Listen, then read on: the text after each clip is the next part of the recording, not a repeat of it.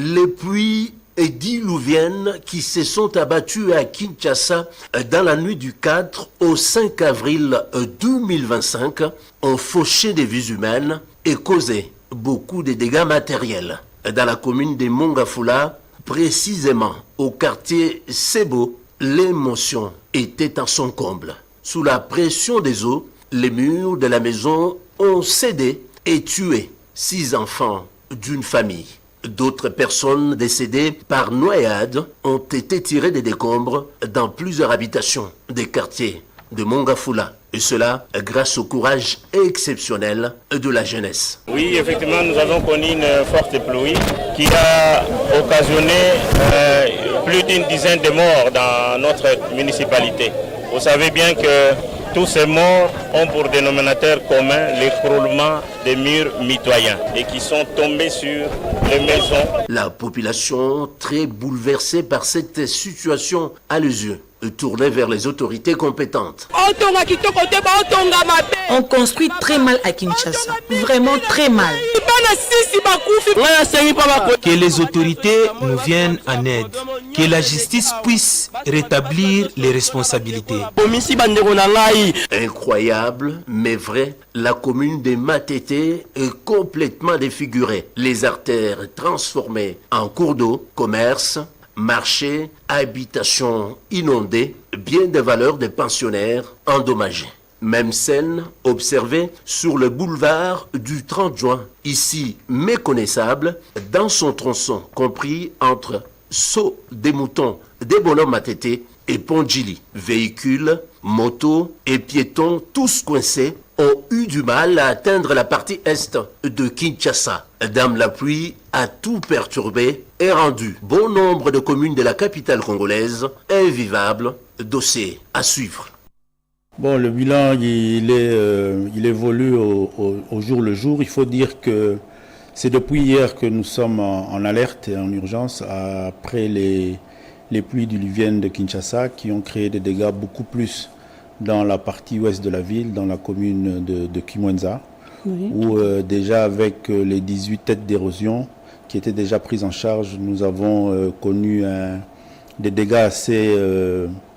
assez importants au niveau de la nationale numéro 1, mais aussi des glissements de terrain qui ont emporté certaines maisons et qui ont causé aussi des dégâts en vies humaines qui ont été enregistrés avec un bon nombre de blessés. Nous avons hier malheureusement enregistré 22 cas de décès, 46 personnes hospitalisées prises en charge et des familles aussi qu'on a recueillies dans un centre au niveau de Kimwenza, où il y a 75 familles qui s'y retrouvent déjà depuis hier.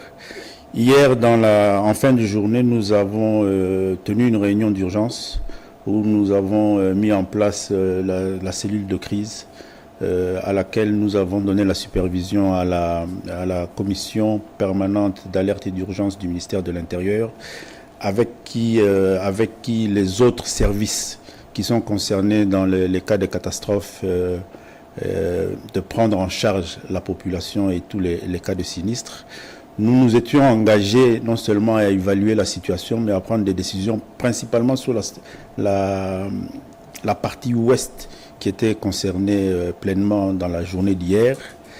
Et il était aussi question de la desserte en eau, qui malheureusement, surtout la station de Ndjili, depuis hier, avait connu certains problèmes. Donc on avait déjà pris certaines dispositions. Et malheureusement, ce matin, nous nous sommes réveillés avec la partie est de la ville de Kinshasa qui a été prise dans des inondations suite à des pluies diluviennes qui ont pris toute la journée d'hier dans la province du Congo central, qui ont fait que les rivières de Ndjili et de Lukaya ont débordé et ont emporté, même submergé le boulevard Lumumba, ce qui a bloqué la circulation depuis hier, causé beaucoup de dégâts dans les communes de Limete, de Ndjili et de Massine. Il y a eu juste, on a retardé les vols pour permettre aussi, non seulement aux passagers, mais il y a eu sûrement aussi des équipages qui se sont retrouvés en difficulté. On peut dire aujourd'hui que tous les vols qui étaient programmés dans la journée d'aujourd'hui ont décollé.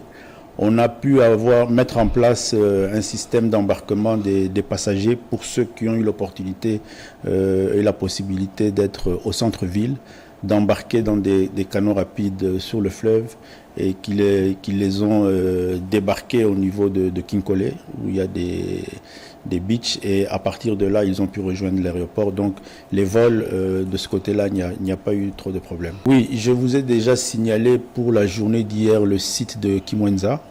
Aujourd'hui, avec les difficultés que nous avons connues au niveau de la partie est de la ville, nous avons déjà identifié 2 sites au niveau de l'Institut Lumumba et à Njili à Kitokimosa, où nous sommes en train d'accueillir les familles sinistrées. Au niveau de l'Institut Lumumba, nous avons déjà identifié 117 familles. Et à Njili, nous avons déjà, ça c'est les chiffres que je vous donne qui ont été actualisés il y a 1 heure.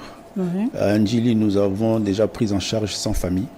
Mais les services de sauvetage continuer à travailler, à recueillir les familles. Il y a malheureusement, ça s'explique d'une certaine façon, il y a malheureusement certaines familles qui ne veulent pas quitter leur lieu d'habitation. Donc nous sommes aussi en train de mettre en place un système de pouvoir les approvisionner dans leur domicile. Mais il faut dire que certains quartiers restent encore fortement inondés. Et la journée d'aujourd'hui, il y a certains quartiers que nous n'avons pas réussi à atteindre. Nous continuons à mener des efforts pour pouvoir parvenir dans toutes les habitations où se trouvent les citoyens congolais. Alors, au-delà de ces 3 sites, depuis cet après-midi, nous sommes en train d'aménager au niveau du stade du 20 mai, là où le gouvernement avait eu à aménager certains équipements pour la francophonie. C'est là où nous allons localiser un bon nombre de familles en attendant de pouvoir les relocaliser définitivement. Le gouvernement est pleinement engagé à pouvoir résoudre toutes ces difficultés. C'est une pluie, c'est une catastrophe naturelle qui nous a tous surpris de cette manière, avec une pluviosité énorme. Nous sommes en train de prendre des dispositions pour secourir toutes ces familles. Il est vrai aussi que la météorologie nous annonce une succession de pluies pour les jours à venir. Donc c'est aussi pour moi l'occasion de prévenir toutes nos familles quinoises qui savent qu'ils se trouvent dans un environnement à risque, de prendre des dispositions et de suivre tous les messages que le gouvernement et que la ville de Kinshasa donnera dans ce sens, pour qu'ensemble nous puissions pouvoir les encadrer et nous rassurer que nous allons préserver les vies humaines.